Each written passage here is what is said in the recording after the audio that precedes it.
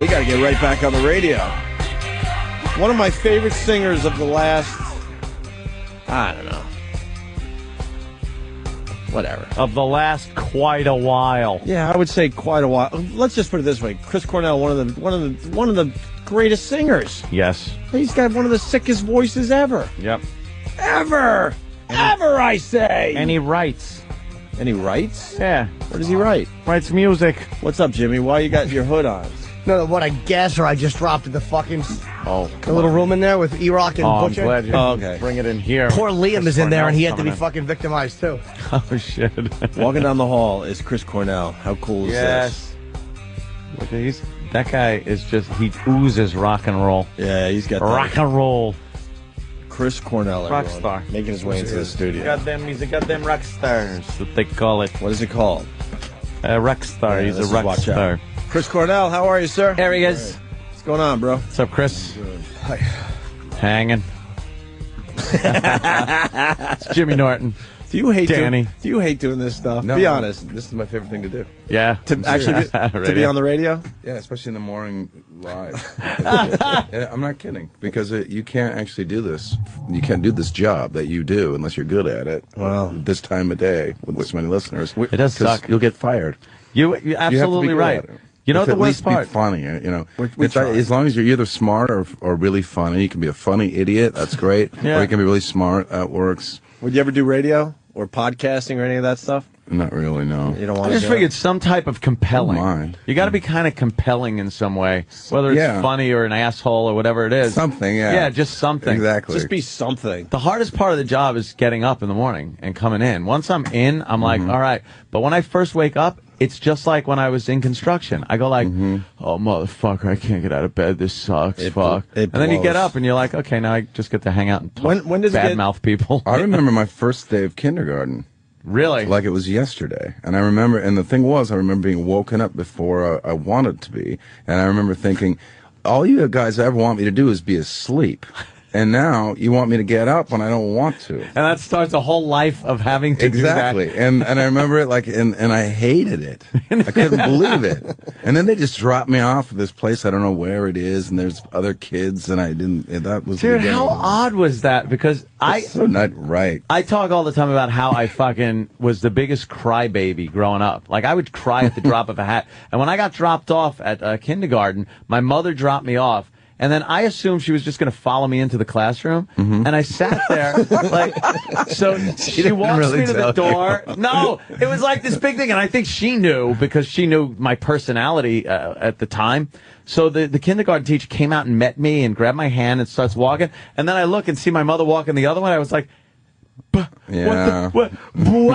I lost my mind. She didn't warm you up to this whole new experience, because it goes against everything you were taught as a little fucker. Yeah, that you don't leave with strangers unless you're dropped off by your parents with them. Right. Yeah. And abandoned in a strange slavery. place. Yeah. Were you the kid they had to pick up like 20 minutes later? No, I wrote it out. You were able to write it out? I wrote it out. I was the kid where I went over to my friend's house, and by the time my mom got back to our house, which was like a 5-minute ride, she got the phone call to come get me because I was crying like a little fucking bitch. Couple of freaking fairies we were. But I was 5. I didn't have that option. Everybody was 5 when they got dropped off at kindergarten. I know, like we were 18. No, I didn't. I was telling a slightly different story, so I didn't want Chris to think that I was 18 and I was 5 with mommy. Everyone was 5. Well, not I'm trying to get my 3-year-old to just like slowly get into it. And he's not having it. And really? So we would go and sort of just sit in the parking lot and watch the kids. And then he'd be kind of like, yeah, I'll go play. I'll go hang out with them. You know, he's almost 3.5. Yeah. And then, you know, that lasts about literally 4 minutes. He's like, I want to go home. And, and I remember it so well. I have vivid memories of being a little kid for some reason. I've like a lot of the 90s, I don't remember anything. But being like that age, I remember. So I'm not really pushing him, you know, I'm like, whatever. Well, he's too young anyway. He's just getting used to the idea. Yeah. But I hated the institution of school where they put everybody in one place. They judge them by the same criteria, make them do the same stuff. I went to Catholic school, so you have to wear the same clothes. Everything was the same, and that was like I realized that I hated life then. I didn't know that I would end up doing the job that I do, but it's the perfect job for me. Yeah, it's exactly what I should be doing because I hated everything about school and everything about institutions. Mostly from the first grade. Kindergarten's cool because you did the cut and paste. There's nap time. you get to play records. So you're pretty much writing off school after kindergarten. By first grade, my life sucked. Kindergarten wasn't that bad. You get to bring in like your own records. Everyone brought in kids' records. I brought in the 45 of Hey Jude. No way. Really? That's my famous kindergarten story. I brought in Hey Jude, and they would not play it. Wow. Why? And I didn't understand. What? I don't know. Maybe because it's long. Maybe because there was some screaming. Because it wasn't a little kid record. I didn't know xylophone in it. Exactly. I didn't know what little kid records were. Ding, ding, ding, ding, ding. My kindergarten memories are from fucking being yelled at from Mrs. Slavic, from picking my nose and eating it, and for making other students listening to Teddy Clouser go to the bathroom.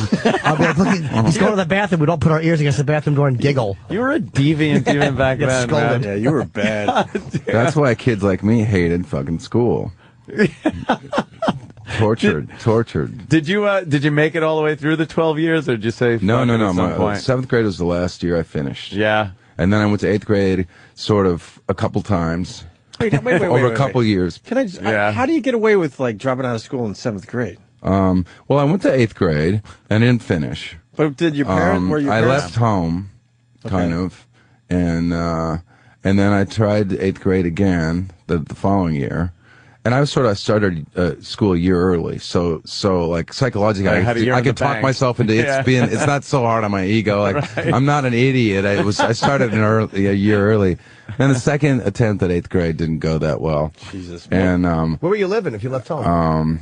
I was living with my grandparents, who I could pretty much run the show. They were old enough where it was pretty easy. I became like Kreskin with my grandparents. Pretty much anything could appear and disappear at any time. And they're on lots of medication, so I would take like their prescription Benadryl and take it to school and trade it for real drugs and stuff like that. I was running the show. Yeah. And once you get a taste of that, even if it's at 13, you kind of are going to run the show after that. The same thing happened because I went a little further. I think I went to like 11th grade, and then I was fucking up so bad, and the dean of boys, whatever it is, told me, look, why don't you just take the year off and come back next year and, do whatever you want to do, but come back and finish next year because you can't. He goes, there's no way you're passing this year.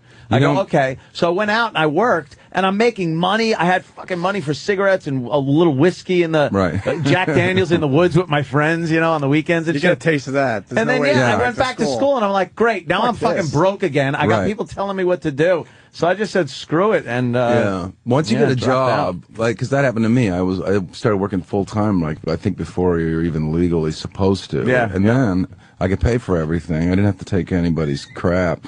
And but that, like, obviously, at some point in my life, I wished that I would have finished school. Yeah, don't you kind of, it hits you at one point, you're like, I would have liked to have been a fighter pilot. Well, I wanted to be an astronaut. I actually write for a living, writing song lyrics, and I can barely spell my own name. So that's been a problem. Yeah, but it's kind of like, it's you were kind of right to not like the institution because, like, I didn't graduate high school either, and it's like, not that you don't need that if you want to be a doctor or a lawyer, but you made a great living being creative. That's true. And despite what they would have taught you, what they would have taught you would have meant nothing.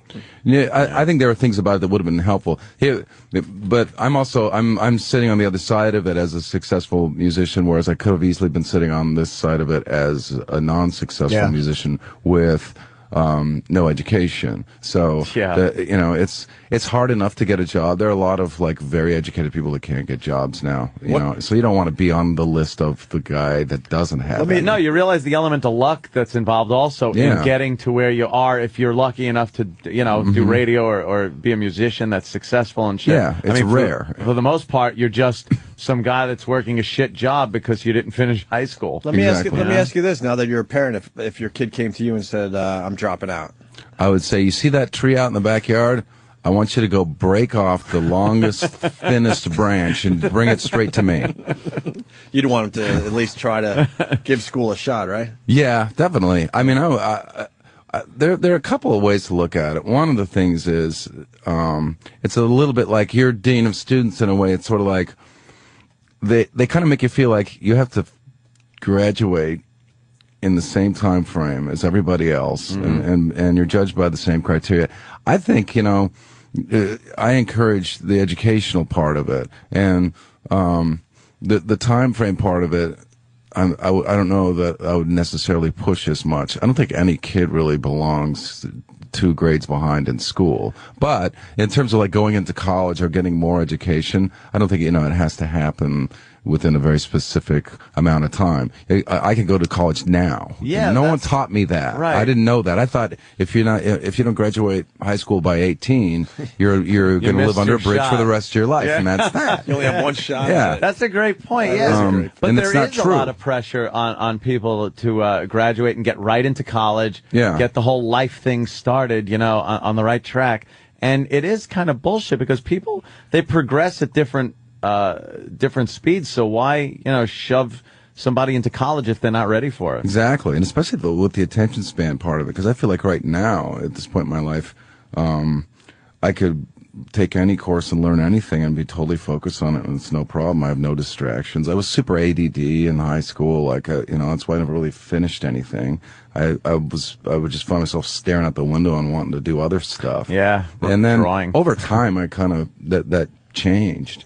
Didn't you find though that by being a dropout, like I kind of figured, like I if I don't make it, I got nothing. Like it kind of made me. Yeah, I left no true. safety net. That's I'm true. like, I either get where I'm going to go, or I am fucking in deep trouble. True. Yeah. Did everyone in this room drop out? Yeah, we're all Opie's the only one. Incredible. I know, we're terrible. We're all a bunch of dropouts. Yeah, a room full of millionaires and me. He's got to be doing all right by now, right? Yeah, Jimmy's all right. Oh God! Musically, I wanted to ask you about the James Bond theme. Like, did you think that was just another gig or something, or was it cool to you? Like, oh, that's kind of because there have been some really good James Bond songs and some really shitty ones. Yeah, and it kind of does put you in the position where the song is judged.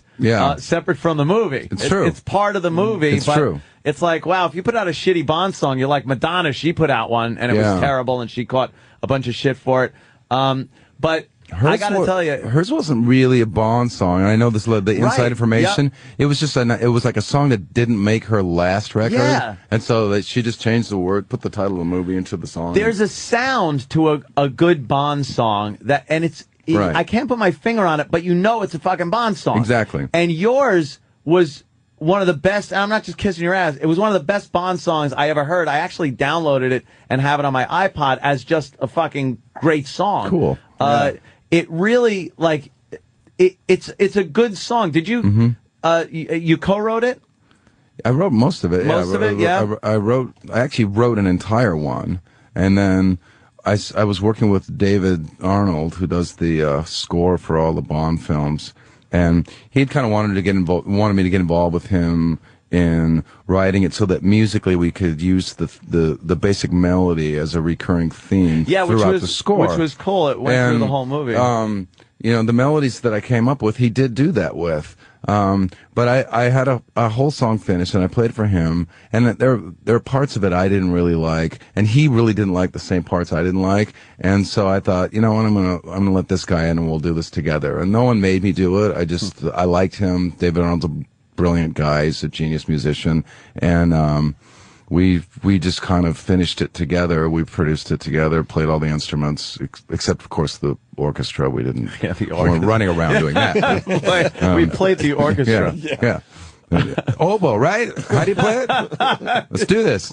But the funny thing is that they told me we don't want this to really sound like any other James Bond song. And you can do anything you want because we got this new guy, and I already knew who he was, and I'd seen part of the movie. I knew it was going to be great, and they said, "So do whatever you want." And so I sort of went out of my way to try to write a song that wouldn't sound like a James Bond theme, and then it totally ended up sounding like that, which I think is really great. I got lucky, but I kind of looked at it like Live and Let Die. When I was a little kid and I heard Live and Let Die, I didn't know that it had anything to do with a movie. I just thought it was an amazing song. It was a cool song, It's one of the best Paul McCartney songs solo ever. You really do forget But did he write that for Bond? Yes. Yeah. The movie Living Like That. You just forget that. I didn't know because my parents didn't take me to the theater to see Bond movies when I was 10. So, but yeah, it was the song. It lived independently of the film. Yeah. The film lived independently of the song, but they worked together. I was an idiot though at first when I first got the call and they said, they want you to do a song for the James Bond movie. Me being American, I didn't understand what that meant. I thought, because I have lots of songs in lots of movies where they're just kind of in there. And I thought, oh, okay, that's whatever. Sure. Yeah. No, it's this is like a big thing for James Bond movies. And I didn't get it until I got on the phone and I talked to the people that you talk to and I said, I'm not going to get in a songwriting contest. So if you want me to do it, I'll do it. If you don't, no, but it's not going to be, you're going to wait. I'm not going to do all this work and then have you, have it be part of a list of songs and then choose. You either choose me and I'll do it and I'll make sure it's great or go to hell. And they're like, no, we want you. And then I still was kind of not getting it. And then then I started doing, interviews and it started by phone and I was at home and they're like, so, tell me, how does it feel to have been chosen to write the next James Bond? You must be 10 feet above your chair. And I'm like, wow. And I kind of had to make it up, like, sort of, it's really amazing. I guess Americans don't really get this, do they? And then I did this press junket, and it was like that. People from all over the world, like, weeping about the next Bond thing. Nice. What pressure, though, man? Like, they're already saying, like, how amazing this is. Oh, yeah. Write a great one. And you're like, great works are usually you kind of stumble on It's been like Goldfinger was a song years ago that got very popular on the radio because of Goldfinger and stuff. So Bond's songs are either hit or miss. Duran Duran. They had a huge. They were the last one that really had a big hit. And there was a bunch of them that. There was the one with the dance into the fire. That one.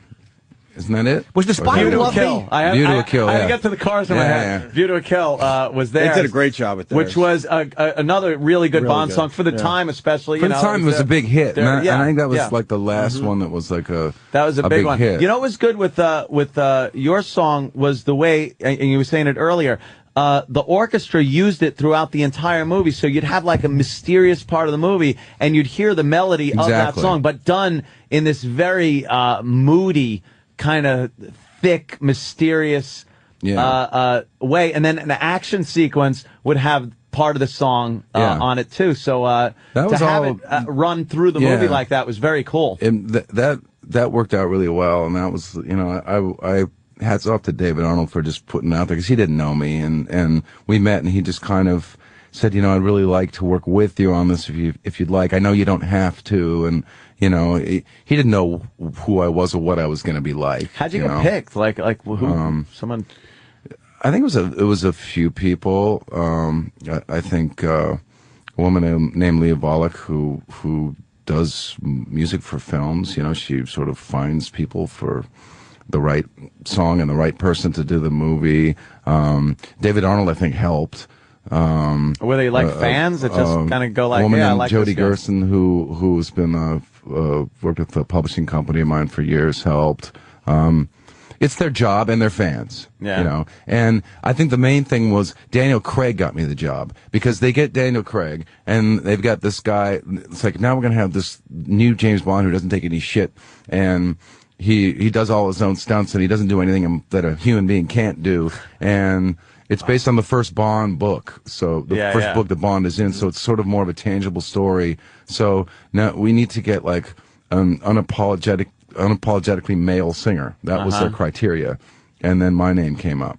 Cool. So it's like, let's get a guy who's a guy, and he'll sing it like a guy, and he's not, and it'll be okay, and no one's gonna get mad at that, and that's how I got the job. Hey, did you submit it and go like, this is it, or do they have a part of the creative process? Were you like, this is the song, or they go, hey, we like it, but I played a demo for David, and then we demoed the song together. We did a second demo, and gave it to them, and they're like, we love it, we love it, we love you, we love it. And that was great. Yeah. And there it is. Perfect. And they also said, this doesn't usually happen this easily. And I said, well, for me, this is how I like things to go. I don't like rewrites. I've never scrapped an album and then gone and re-recorded it, or I'll try to make sure it's what I want at the time. One take, cut, print, perfect. Yeah. Exactly. A man his size would have trouble writing a James Bond theme song. I love that fucking movie. Stupid George the Animal Steel walking on the wall. Fucking Tor Johnson. Damn. Audio Slave. Now, when you're working with Audio Slave, you would come into one of the other studios we were at before. We were, summarily thrown out, I guess. Kicked out of there. As it happens. There's less security there, though. Yeah, definitely. Yeah. Here it's like... You seem more important here. Yeah, we seem more important. That's good. It's good illusion because it certainly is not the shit. Certainly isn't the shit. What happened with Audio Slave?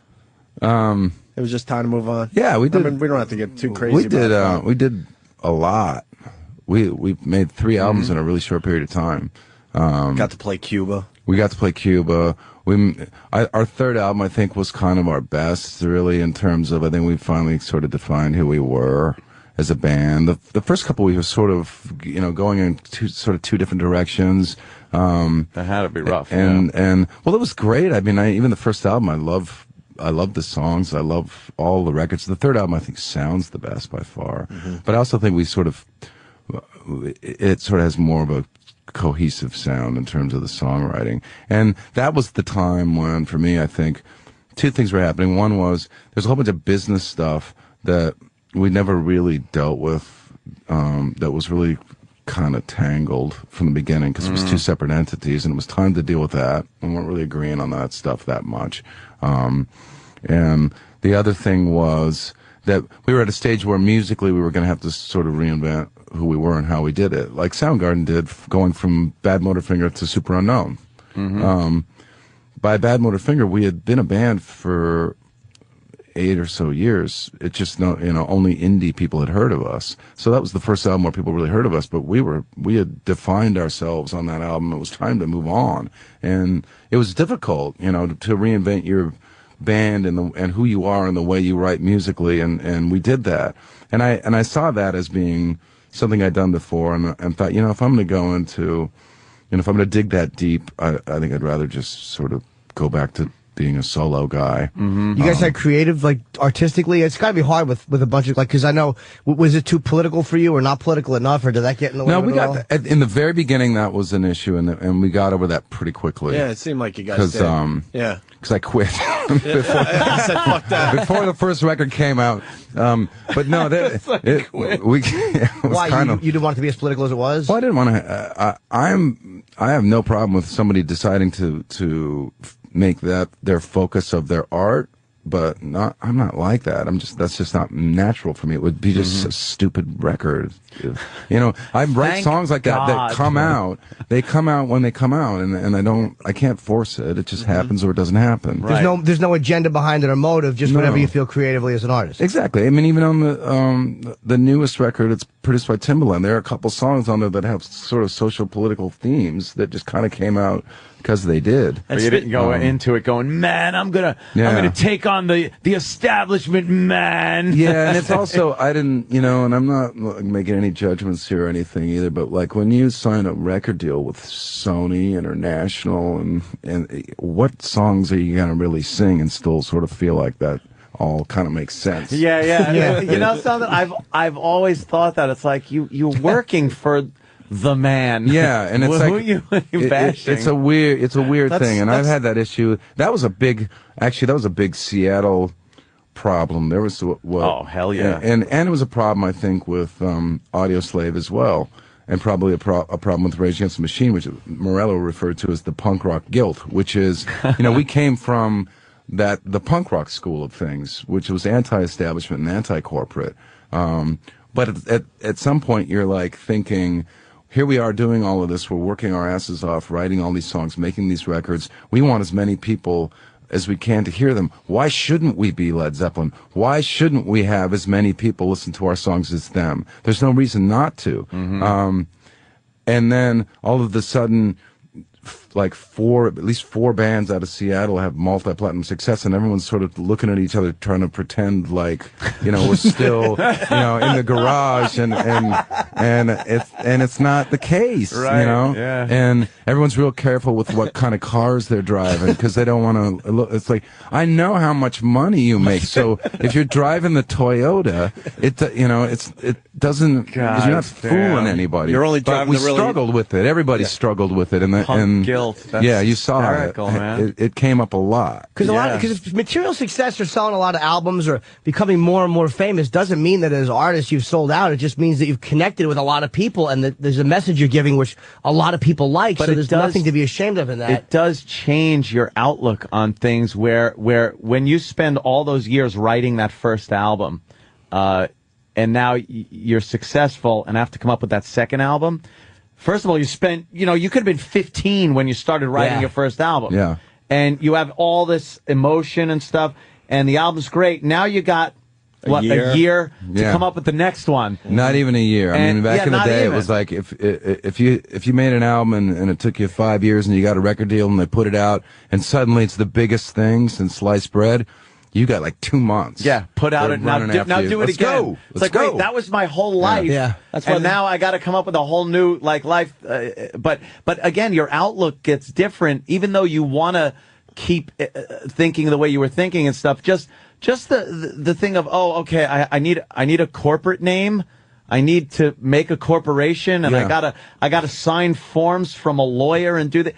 Your outlook on things change. You're not the same. Yeah, you have to be aware of a lot more. Yeah, things. you got to kind of keep an eye on things and an eye on people, and it changes your outlook. Is it hard when you go and fuck society, and then society goes, "But we love you. We think you're terrific." For Soundgarden had that was a crisis actually for us, a legitimate one, which was we were used to having to prove ourselves everywhere we went, because we were an indie band for a long time. When you go to the club in Houston and the club in New Orleans, and you play, and first in front of like the bartender and the janitor and some cross-dresser, and then the second time through there'd be about 40 people and some of them wouldn't have your first record, and then the third time through it would start to get kind of full, and you'd go on and like that, sort of slowly but surely, and it's a long process, and at some point you get this it's us against the world, and then all of a sudden you're playing a hockey arena and everyone's there to love you.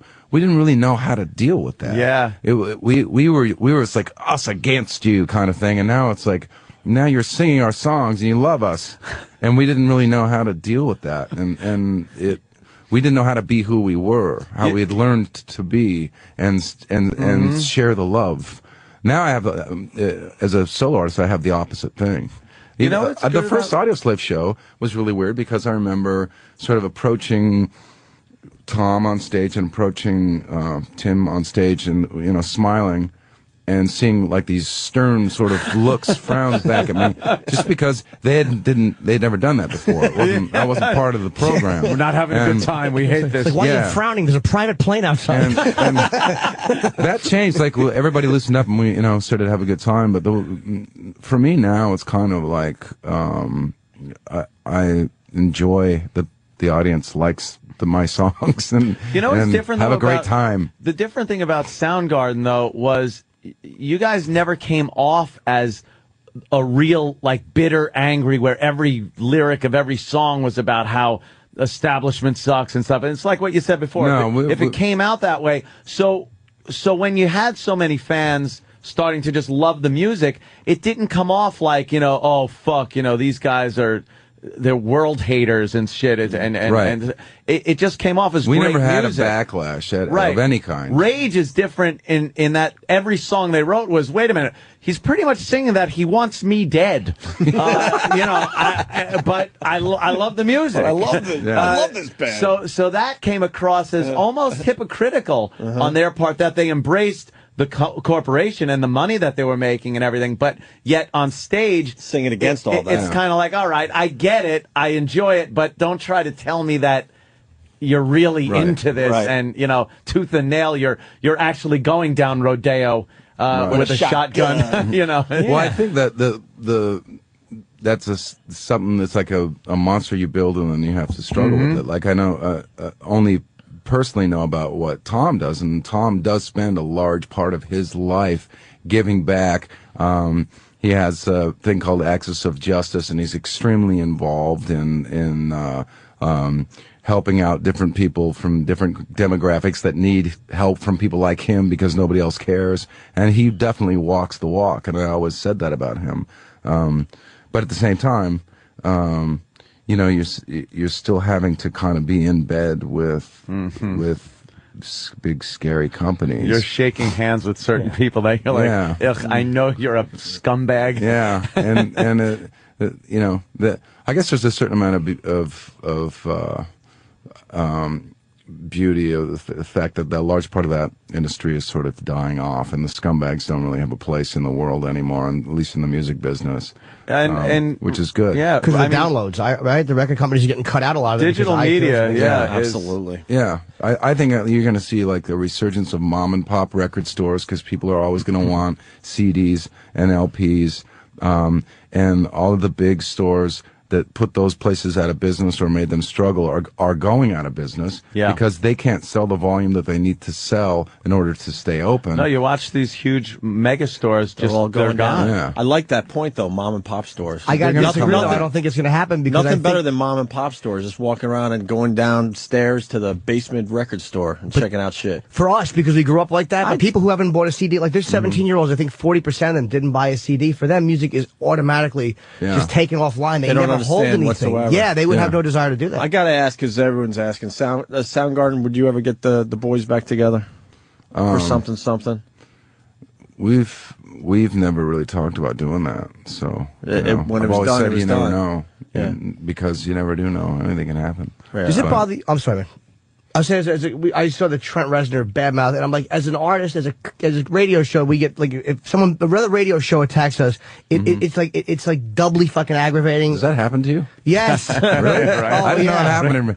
I mean, I know there's radio wars, sort of, but you guys, it's bad. They get really bad sometimes. Really? Oh, yeah. Wow. But it's like we get angrier at another radio show than we would at somebody who's not, and it's like, and then Trent Reznor, who I don't know if you're friends with him or not. I always thought he was kind of a jizz bucket. That's just my take on him. Wow. I never really liked him. Jizz bucket. That's just my take on him. Fuck him. Never liked him. We get it. You never liked Nine Inch Nails? Never.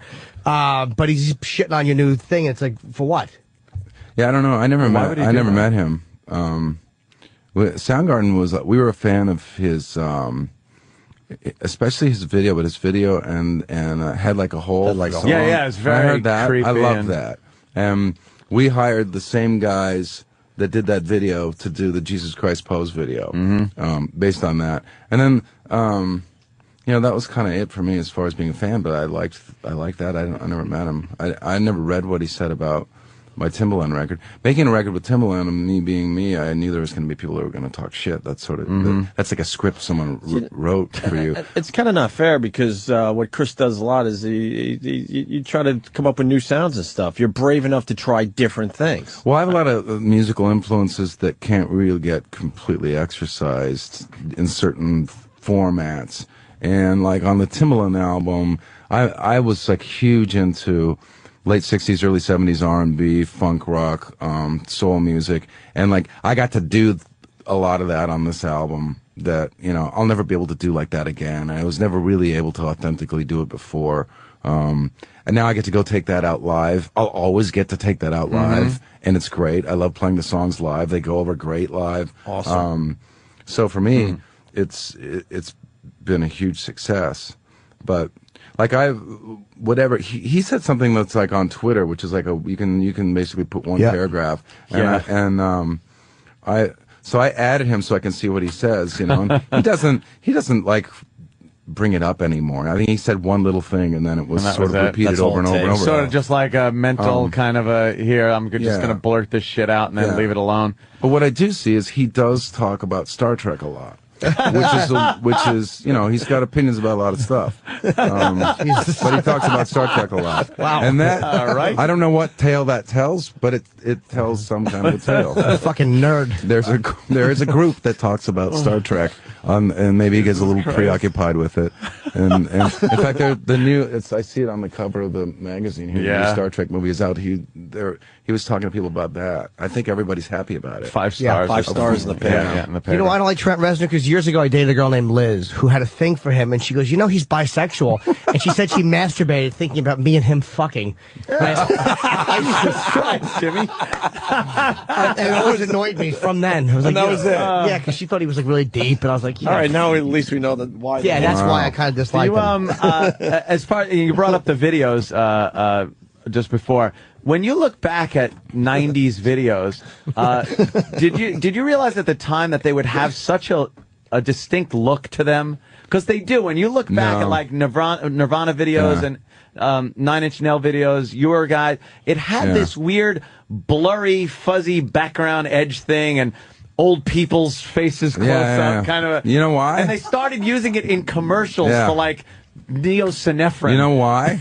Because it's the same guy that directed all of those videos, are the same 2 guys who started out as partners, and then it's those same guys that directed the commercials. Really? Yeah, it's the same handful of people. I wondered, because I started seeing commercials that looked like the videos, and I'm like, that's it, these videos are done. That's when you know you're in trouble. Done. Yeah, it's the same guys. It was like 2 guys. And I got in like a big fight with one of them because he did one of our videos and he made it so smoky that you couldn't see who we were. And it was the first time MTV had guaranteed we were going to get heavy rotation. So it was like, okay, so we want to show people who we are. And the whole time we're filming, I'm sort of yelling like, there's smoke everywhere. And he's like, no, don't worry, it won't show up on camera. And like, what do I know? I'm not a filmmaker. I don't know what's going to show up on camera and what isn't. And we get the first cut.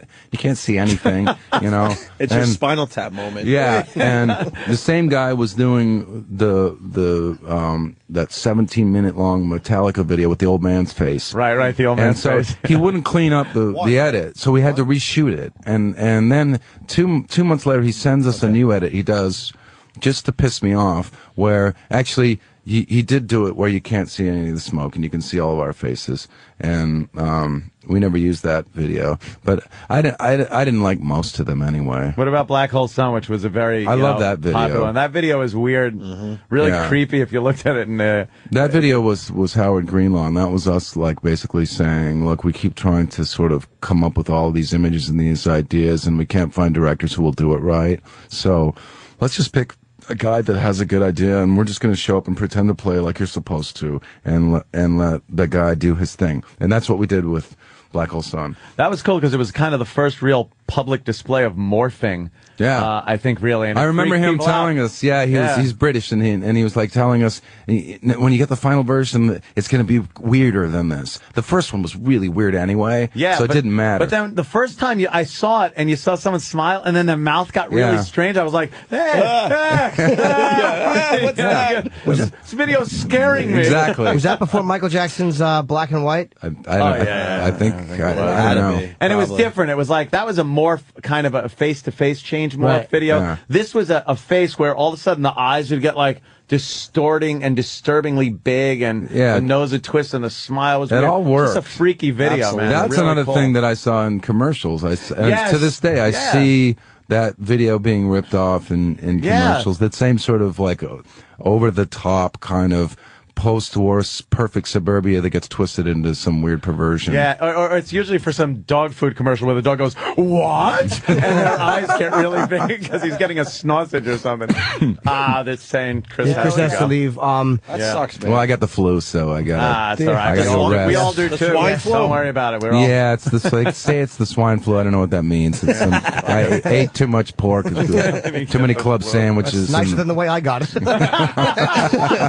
Well, the CD's called Scream. They're saying it's in stores now. I mean, Chris is just download the damn thing, will you? Chris is doing Letterman this Friday. What stores? Yeah. There are no stores. Wait, you're doing Letterman? I did Letterman last night, but it's going to be aired Friday. You're on with our pal Brian Regan, who was in here Comedian, yesterday. Wow, that's going to be a great Letterman. You got Chris Cornell singing, and you got Brian Watch Regan. for the end, because he comes up, Letterman comes up behind after we're done with the song, and I don't know where he is. I can hear his voice.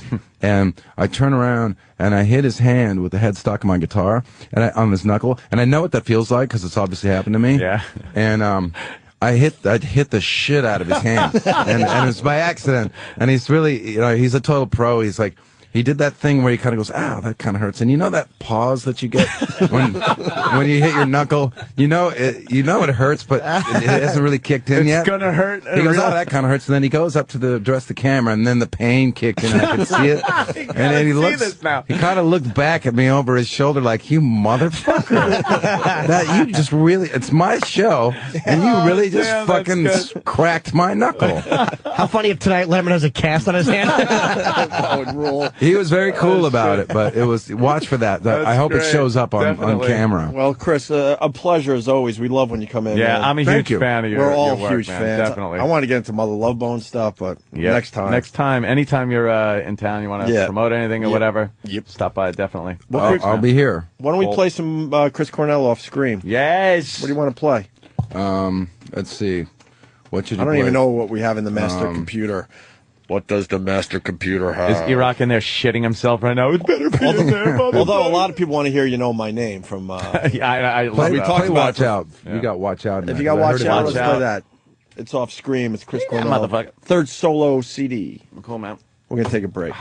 They're panicking in there. What? Now you got it? You got it? Because I heard it already. All right, let's go. Chris, can I get a picture?